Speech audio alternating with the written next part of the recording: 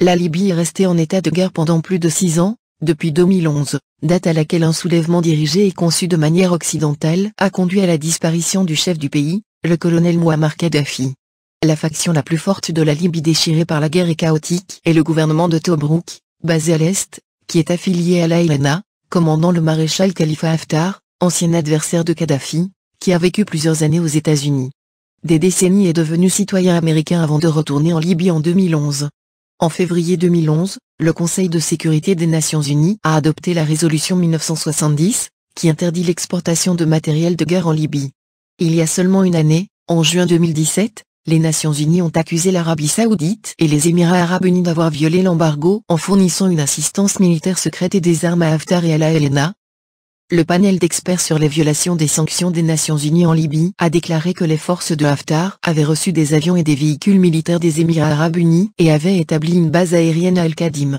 Le rapport annuel des Nations Unies fournit des détails rares sur le niveau d'intervention extérieure en Libye, où le soutien étranger au camp armé rivaux est largement considéré comme exacerbant le conflit. Les Émirats Arabes Unis ont fourni un soutien matériel et un soutien direct à l'ALNA, ce qui a considérablement accru le soutien aérien disponible pour l'ALNA, ajoute le communiqué. Le rapport de l'ONU incluait des images satellites de la base aérienne d'Al-Qadim, à environ 105 km à l'est de Benghazi, entre juillet 2014 et mars 2017, montrant une accumulation progressive d'infrastructures et d'aéronefs, notamment des drones Émirats Arabes Unis. Le panel a indiqué qu'il avait confirmé la livraison de 93 véhicules blindés, de transport de troupes et de 549 véhicules blindés et non blindés à l'ALNA, dans la ville orientale de Tobrouk en avril 2016. Les véhicules transportaient probablement des modèles Panther T6 et Tigra aux Émirats Arabes Unis, a indiqué le rapport, et ont été livrés par bateau depuis l'Arabie Saoudite. Pourtant, malgré des rapports récents établissant Israël en tant que fournisseur de matériel de guerre et de soutien à l'ALNA Haftar, il n'y a pas eu de réaction de la part des médias des Nations Unies ou des médias occidentaux. Voici quelques extraits de cette révélation très significative. Khalifa Haftar, le commandant militaire qui contrôle l'est de la Libye, aurait reçu une aide militaire israélienne à la suite de réunions avec les services de renseignement israéliens qui auraient été menées par les Émirats Arabes Unis. Une source militaire de haut rang dans les forces de Haftar a déclaré à The New Arab, l'homme militaire controversé soutenu par les Émirats Arabes Unis a tenu des réunions secrètes avec les agents israéliens au cours des 2 dernières années. La coordination entre Haftar et Israël est en cours, il a eu des entretiens avec des agents du Mossad en Jordanie en 2015 et 2016, a déclaré la source, sous le couvert de l'anonymat. Les réunions, qui semblent avoir été médiées par les Émirats Arabes Unis, ont été tenues dans le plus grand secret, a-t-il ajouté, ajoutant qu'il avait vu des documents révélant que Haftar avait rencontré des agents des services de renseignement israéliens. La source a indiqué que l'armée nationale libyenne autoproclamée de Haftar, LNA, avait reçu une aide militaire israélienne sous la forme de fusils de sniper et d'équipements de vision nocturne. Le partenariat intime et la coalition de renseignement militaire entre Haftar et Israël ne sont pas aussi secrets que le prétendent récemment les médias. Par exemple, il y a seulement une année, le 5 juillet 2017, il a été ouvertement rapporté que l'un des ministres de Haftar et associés proches, Omar al-Ghaveri, avait rencontré des responsables israéliens en Grèce. Cependant, le ministre libyen a rencontré des responsables israéliens lors d'une réunion secrète. Omar al-Ghaveri, lié au maréchal Khalifa Haftar, a secrètement assisté à une conférence sur le droit de retour des Juifs libyens à Rhodes.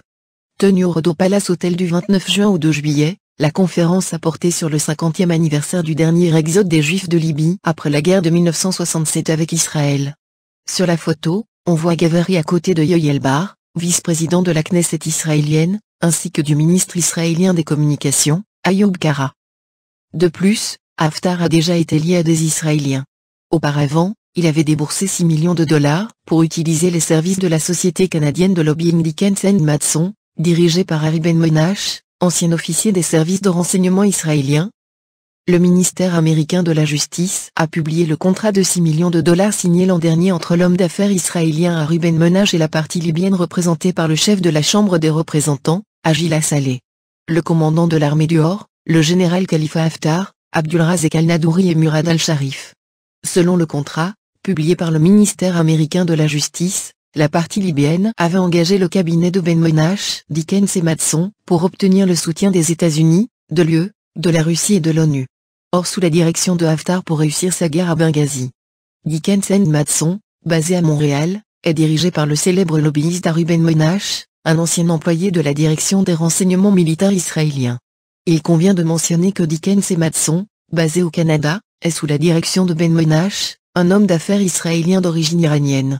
Auparavant, il était employé de la direction des renseignements militaires d'Israël de 1977 à 1987 et marchand d'armes. Il vit maintenant à Montréal, au Québec, au Canada, et dirige une entreprise internationale d'exportation de produits de base, Treasures and Logistics Inc., selon Wikipédia en ligne.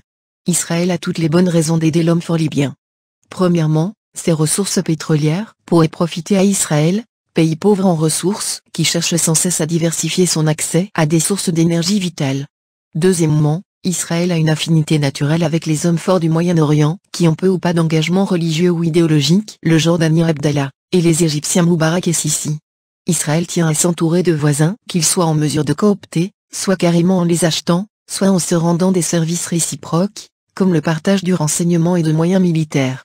Troisièmement, Israël apprécie sa relativement récente romance de raison avec les pouvoirs sunnites dans la région et saisit toutes les occasions de déverser ses faveurs sur ceux que soutiennent ses nouveaux alliés, dont Haftar. De récents bulletins d'information indiquent que la Russie vient, elle aussi, de s'allier avec Haftar et de dépêcher des conseillers militaires dans ce pays, tant pour fortifier Haftar que pour empêcher le Haït de s'implanter dans la partie occidentale du désert égyptien, ainsi qu'il y est parvenu au Sinaï. Il a aussi lourdement investi dans des projets d'exploitation pétrolière en Égypte et Libye.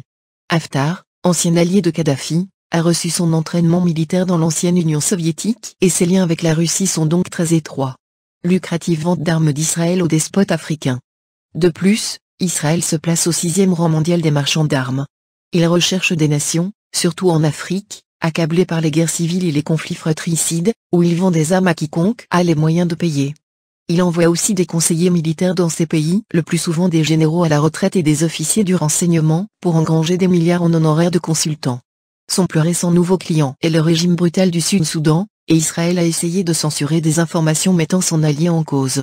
De cette manière, Israël étend son influence dans les pays émergents et se forge des alliances qui le protégeront de futures menaces islamistes, c'est du moins ce qu'espèrent les responsables israéliens.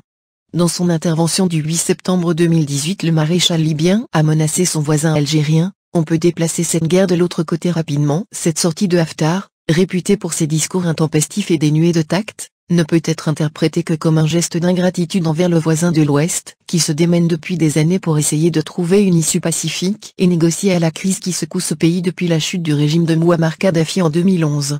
L'armée algérienne a renforcé la sécurisation de sa longue frontière, 982 km, avec ce pays, et a déployé, selon des sources sécuritaires, entre 40 000 et 50 000 hommes.